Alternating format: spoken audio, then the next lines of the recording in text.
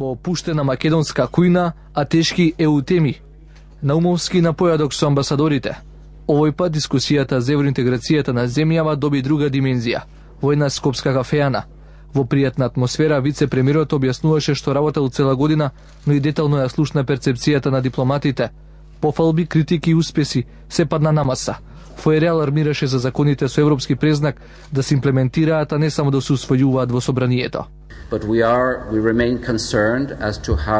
Се уште има области што се слабост, како што е независноста на судството, политичкото влијание, борбата против корупцијата, реформите во јавната администрација. Остануваме загрижени за тоа како ќе бидат решени привремените вработувања.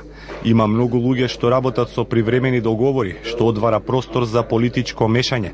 Важно е тие привремени договори да станат трајни и луѓето кои се на тие позиции треба да ги исполнат сите критериуми, поставени од Агенцијата за државни службеници. Владата очекува позитивен извештај од Европската комисија.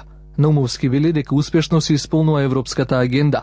Законите прво треба да се донесат, а потоа да се имплементираат и носењето на законите е предуслов за нивно имплементирање. Целта на владата е секој оној закон што ќе се донесе да биде имплементиран од моментот кога е определено неговото стапување на сила.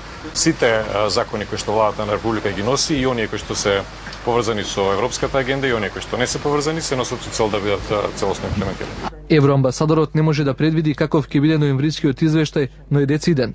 Брисел под лупа ќе го има сработеното од цела година. Од тоа ќе зависи оценката во извештајот.